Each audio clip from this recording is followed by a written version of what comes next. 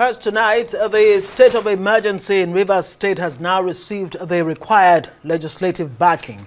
Both chambers of the National Assembly approved the proclamation in a voice vote to put to seal on the emergency rule in Rivers State.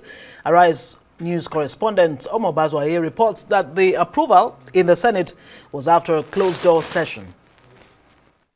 Detention preceding Thursday's vote on proclamation of the state of emergency in Rivers State fizzled out in an anticlimax as both chambers of the National Assembly with relative ease approved the proclamation by President Bola Tinubu.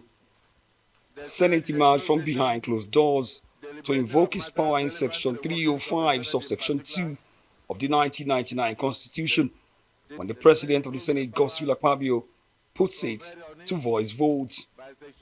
Those in support of the declaration of the state of emergency in Rivers State say aye. And those against say nay. The ayes have it in unanimity. There was not a single dissenting voice, not even any from any of the minority caucuses.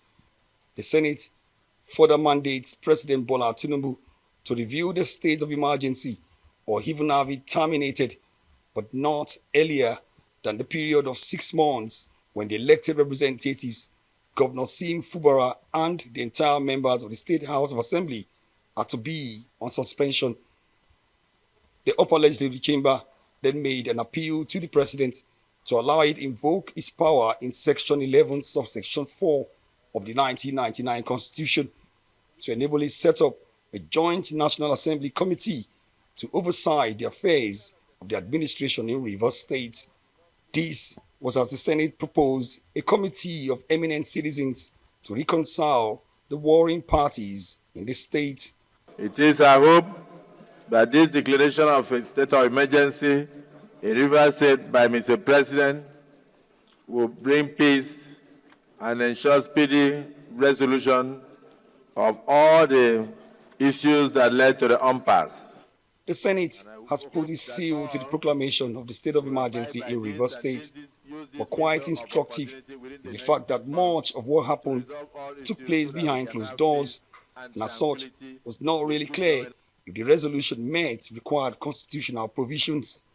It was merely put to a voice vote, leaving many to wonder why it was not subjected to physical or electronic voting to ascertain the exact number of senators that voted either in favor or against the proclamation.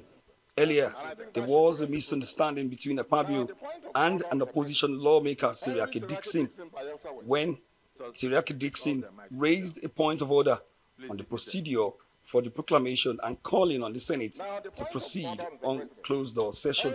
I watched you on television, and you said no matter what the Senate does, the Senate will never go with you. The Senate will not go with you.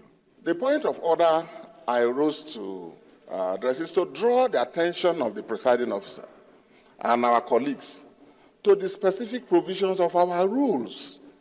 The president shall, in a closed session, brief the Senate on the circumstances of the proclamation of a state of emergency. Your point of order is upheld. Thank you.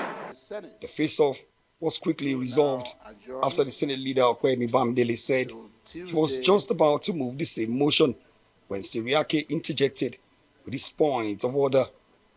When the Senate reopened its doors for the voice vote that sealed the fate of Governor Fubara in Rivers, the senator from Bayelsa West was on his way out of the Senate chamber.